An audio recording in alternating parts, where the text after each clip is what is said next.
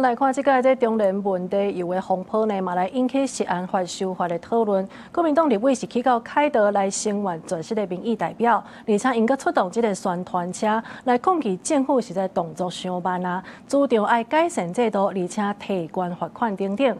因來民進黨因是認為講目前在國內的食安法是還無夠周全的，所以朝野應該要合作，或者機制會當如何？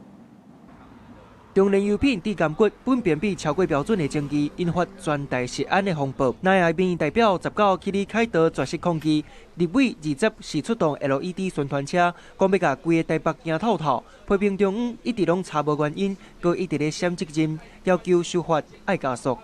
食安修法，刻不容緩。食安修法。行政院長杜英泰前幾天強調，會甲源頭甲制定管理強化，還閣有疫情狀況通報機制、三級品管制度，而且承諾要甲數位治理加強。不過，內亞立委對這支管理的制度不足，認為愛為法制全面來起鼓，建立源頭就愛早起來制度，採取零容忍、零冷靜的態度，包括甲預防性落實寫入去法律，建立規範制度，閣要設置疫情狀況立即通報通道，保障通報的員工，保護分批的人。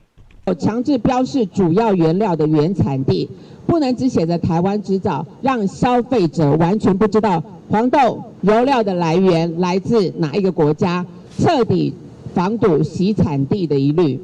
除了修法要求業者把原料產地寫出來，哪位嘛主張應該要把違規的廠商行政罰款為2億提懸到10億。國民黨團希望爭取在24把修法草案提交去議會。台北市長蔣萬安針對725去凱道抗議，強調食安無分黨派，要招民眾穿白衫站出來。7月25號，我們希望大家共同關注食安、關注民生的議題。我們不談選舉，所以我們也不分藍綠白。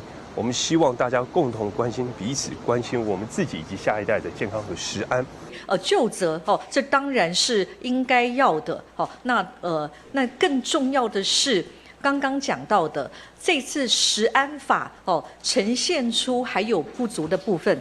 在上一次大規模的修法後，那已經補足不少，但是還是有不足的部分。那如何把這個不足的部分好好的補上？那我覺得也是我們必須要藍綠合作，在立法院好好修法的工作。民進黨團書記長黃文就呼籲，朝野愛鬥陣合作，把食安法修法好，讓人民會當安心。針對內亞在25要招民眾去里凱道抗議，黃文表示，台灣是民主社會，尊重各界自由表達意見的權利。記者綜合報道。